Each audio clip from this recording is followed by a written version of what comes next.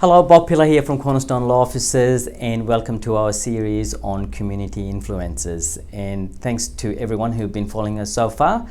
And today I have got Uncle. I'll refer Uncle as Uncle, but Surendra Prasad. And obviously there's a whole heap of accolades around Uncle, and I would not like to address them because I will miss him. But Uncle, thanks for joining Community Influences, and today we're just going to talk a little bit more about what you do and most importantly find out about yourself. Thank you, yes. Well, I born in Fiji about 78 years ago. Oh wow, 78 years ago, that's a pretty good innings. Yeah, I look young, but anyway. Yeah. So Uncle, you said you are from Fiji, and you can see Uncle is wearing a Bula shirt. So whereabouts in Fiji were you born? Yeah, I was born in Nosori, Fiji Island, which is about 12 kilometers away from Suva. Yeah, that's where I was born. And let me tell you a bit about Fiji, what I have done.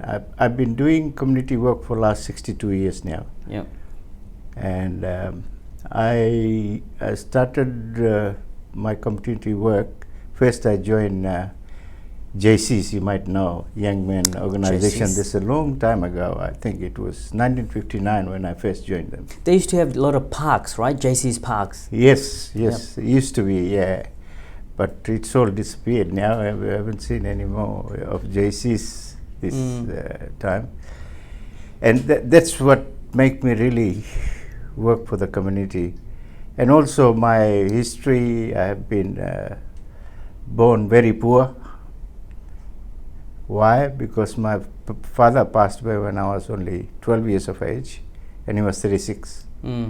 That's really put us in a big problem. He passed away when he was 36? Yeah, he was 36. Oh, wow. Yeah. And my mother had a lot of problems, you know. We were 8 siblings. Yeah. And we were all young. I mean, I was 12, I was the second in the family, and my elder brother was 14 years old. And the youngest he was just born 2 weeks old. Yeah. And my mother had a lot of problems. You know, I was Fiji, they don't have this social security thing, you know. Yeah. Would have been a very tough time back then. And then I have to leave school at the age of 12. And that really make me to look at people those are going through all this hardship. Yeah. Because I went through hardship. Yeah. You see, in this world, you can do whatever you want. Human being has got no problems. If they want to become a millionaire, they can millionaire overnight. No problems with that, provided you work towards it. You have to have a goal. Correct. To work towards it, you get there. There's no problem with a human being, but you have to keep on trying and do things, you know. Keep on working towards it, you get there. It's interesting because I've met Uncle about 5-6 years ago when we kind of started Cornerstone, and it was through your initiative of the Fiji Senior Citizens Association, and obviously we'll touch on a little bit more on that. But there was something about you, Uncle, that you had the drive and a passion, and I kept asking Prav, you know, what would make a person like yourself at your age, when things should be winding down, that you are actually ramping up? And we always see you in different organizations, different events, different functions, and a component of you obviously goes back to giving it to the community in whichever shape, form or size. Okay, and I did not know. I've known you, like I said, for a short time, about 5-6 years ago, but I did not know that your dad died at 36 years of age, you know, and you're only, you know, very young. Very young, yes. That's where the problem is, you know. There's a lot of problems around the world, you know, if you look at it, you know. That's what made me to work for the community. That's what made me really work for the community. And I love doing it. And so, one question, obviously I can't even fathom of what it would have been like growing up in 70, 80 years ago or 70 years ago when in Fiji. But we recently celebrated Gurmit Day, and Yes. to me, every year I sit through that, and you think you've learned and you've understood it all, but you learn a little bit more every year. And I got teary to the stage last celebration, 19th May, Right. no, 14th May, sorry. 14th May it was, 14th yeah. May. And what was it like with your dad passing away, being 12 years old, trying to look after your big family? What would have been like for you with obviously no or very little social welfare and security system down in Fiji? I tell you, it was very tough. My elder brother and I left school and we started working. The first job I did was in a construction company. You know how hard it was? No mixture, whatever you call it, cement mixture. Yeah. You carry the wheelbarrow Yeah. with full of cement to pour into the thing. It's just very hard for me. But we had to do it. There's no other alternative. So was your first job, or That was my first job, yeah. in Fiji? Yep. Yeah. And how old were you when you started doing that? 12 years. 12 years of age. Yes, 12 years. So people who are 22, 32, 42, if you're whinging about, work, That's right. he's someone who's been working since he was and 12. It has, you got to have that, sort of thing. Because my mum was, to put food on the table was very hard for her. Yeah. Without our support, we have to work and try to support my mum to bring food on the table. So, a couple of things that I wanted to obviously for our audience is just to get to know you and your struggles initially. The second thing, if I fast forward a little bit, Sure.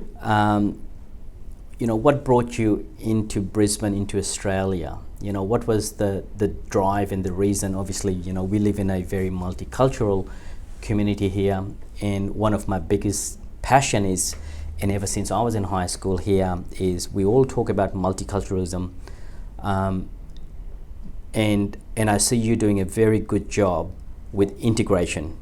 Okay, multiculturalism is one thing, but integrating all cultures together into Australian is, to me, is a number one thing that we should do to be inclusive and also, educate our other communities. And you do this very well.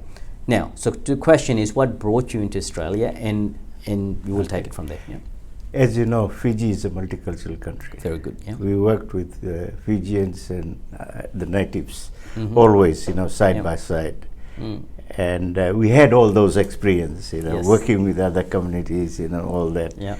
And that's how I brought that into the country. I came in 1988 after I think it was the first school, Rumbuka School. Yep, 87. 87, and then 88, I managed to come to Australia. I was a businessman in Fiji. I had tour companies and I had offices in Nandi airport and all that. But I lost a lot of money and I couldn't continue. Tour company as in tourism? Tourism, yes. Right. I didn't even know that. Uncle. Yeah, I was tourism, yeah. I was doing really well. And just because of this coup, First coup. there's about 1 year there's no tourism, tourists coming into Fiji. Yeah. Because there was a lot of Australian tourists we were looking after. And you know what? I had so much connection in this country that make me to come in this country. Yeah. If I wouldn't have those connection, knowing people, it's very good, you got to know people. Correct, yeah. And from your heart, you make friendship, always make from your heart. Yeah. And that has helped me very much so.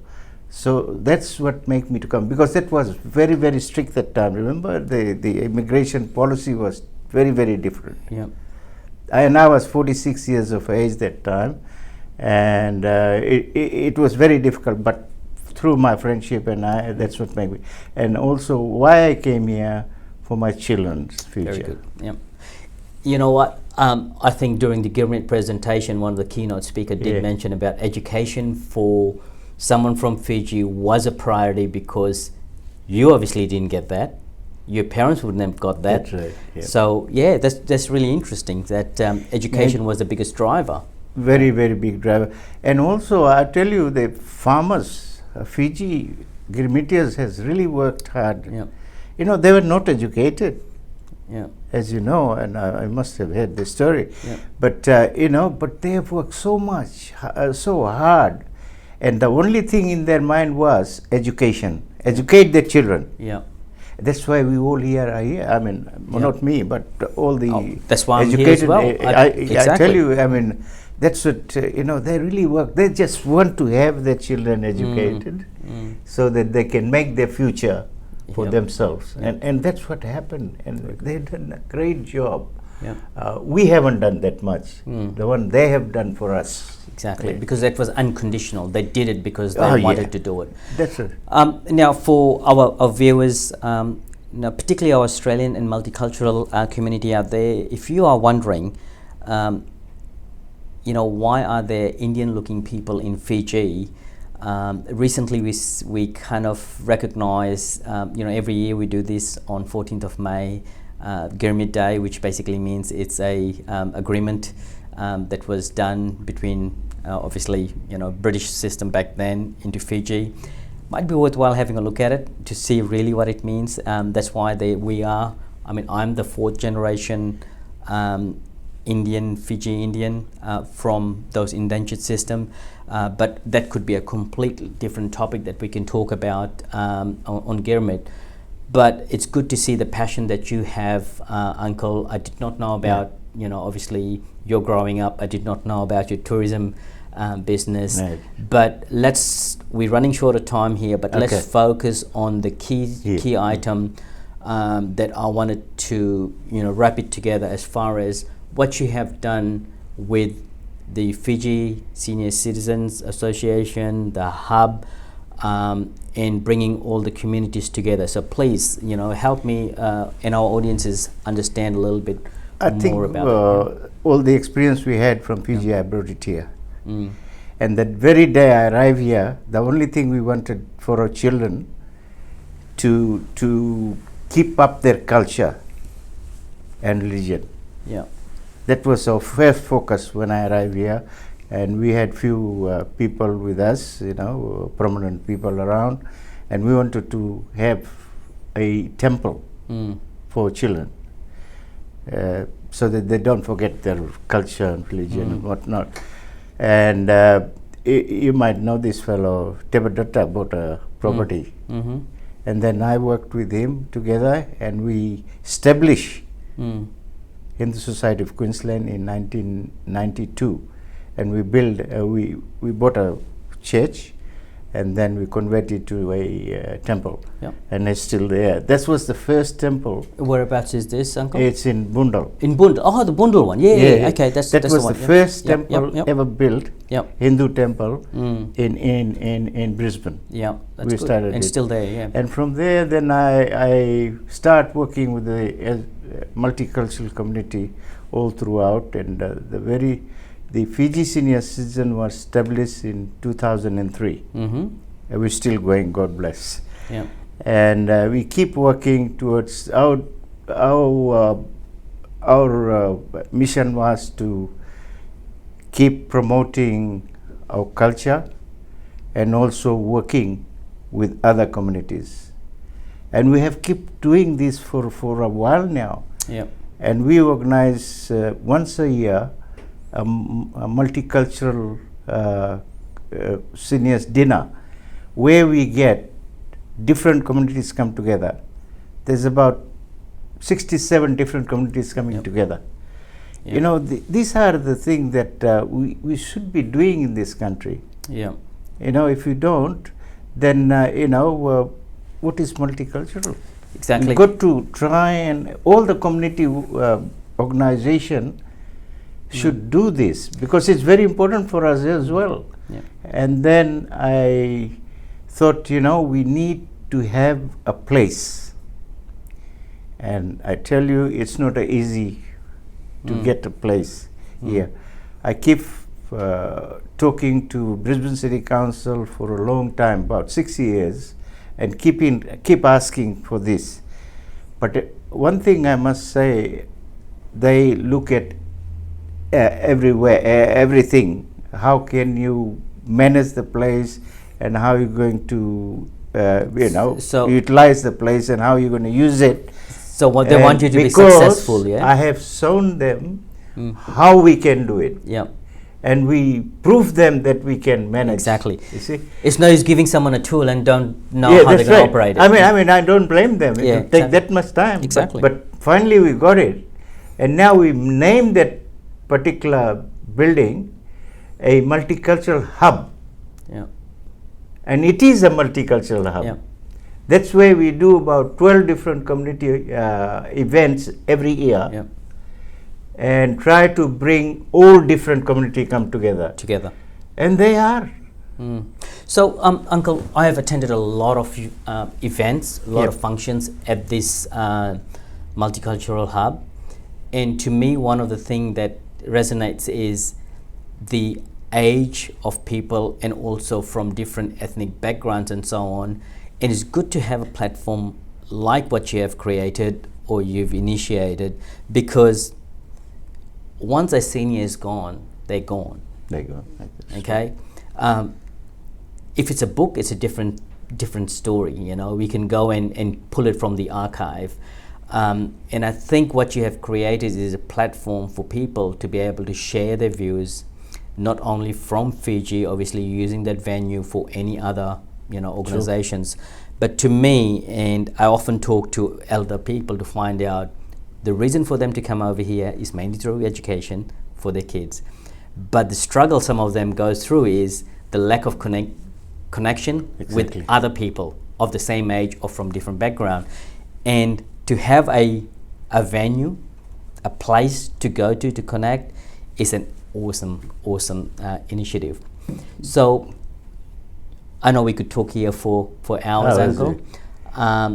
If there's one thing that you see, you have a vision for, that you have come this far with, starting a temple in 92 in Bundall, to having a Fiji Senior Citizens Association, to having a multicultural hub, what would that vision be for the next going forward? What's the bigger picture that you see that you'd like to do?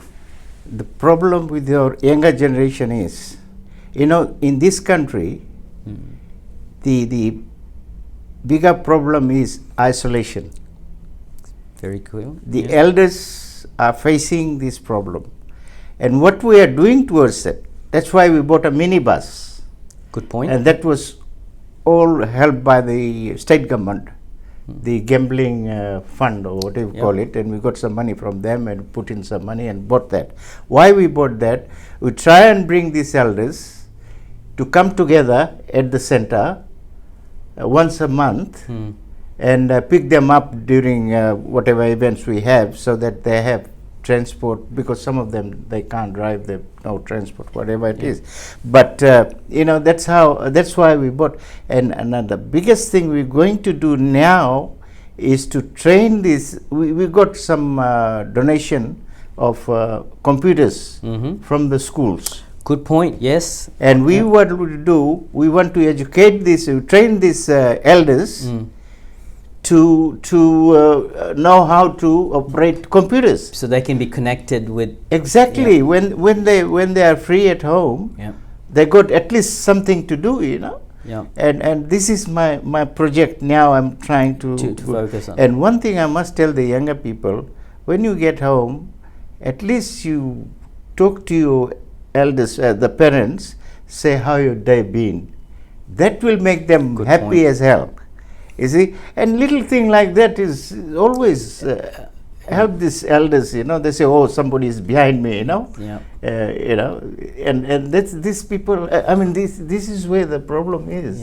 Some of the kids, there's a lot of nice kids around. They always look after the, but This is, what, Uncle.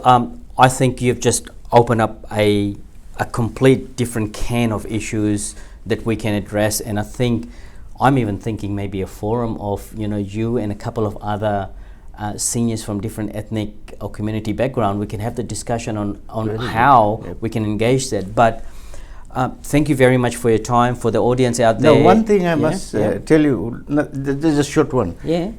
FICQ, Federation of Indian Communities of Queensland. We really worked hard to build that one as well. Yeah.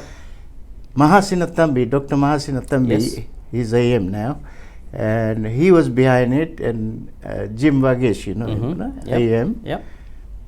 You know, the founder president was Dr. Naren Kewal, who's from Fiji. You know okay. him? No. Yeah, he was the first founder president. Yep, of FICQ. Yes. Very and good. then the other fellow was Mr. Majumdar. Yep. There's four people who really worked really hard, Yeah. and I was one of the founder member as well Of in that FICQ. one. Yeah. So the first event I did was the big event was the Deepavali function out in King George Square. I started in 2010. Yeah. And we had 20,000 people attended. At the King George Square. Yeah, that's the first one. Oh, wow. And I had a group of Rajasthanis to do the entertainment, the group. But this was all help from Indian High Commission. High Commission. Yeah. So that was a great event. Great And also through that time, I think Lord Mayor, it was Lord Mayor Newman, Campbell Newman. Yeah. Very nice man. He helped us a lot To support and to fund support. that. Yeah. But he supported because we have shown that we have done that before. Yeah. And he was quite pleased that now these Fiji seniors can do this. Exactly. So that's obviously, I mean, all these results, all these outcomes are based on the results that you produced Exactly. before. That's true. So, well, thank you very much, Uncle. No, like I said, okay. you've touched on some really key points.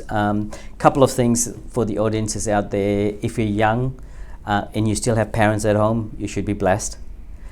If you are a little bit older and you still have your senior parents with you, once again, you should be blessed. But let's get them connected, whether it be from Fiji, from India, from Indonesia, from whichever multicultural background you come from, or it could be our Australian seniors as well. Let's get them connected. Let's connect with Uncle Surendra Prasad from the Multicultural Hub, and you're based in Arnwood as far as the location is concerned. And let's get them connected so we could share those ideas. We can also have the younger ones learn from the seniors as well. And like you said, Uncle, if you're a young one, just ask your parents or your grandparents on how their day was, because that what question could change their life, or it could lighten your day for years. So thank you very much. Some very wiseful information. I could sit here and talk to you, as I normally would say, for hours, but let's keep some of these for next time, Uncle. Really appreciate it. And like I said, I'll keep saying this, I didn't know you had a travel agent business. So thank you very much. Please like and share. And if you know anyone that can get some more information or help from what Uncle is doing, please get in touch with us or the Multicultural Hub directly, and all the other community organizations. Thank you. Till next time. Bye. Thank you, Bob.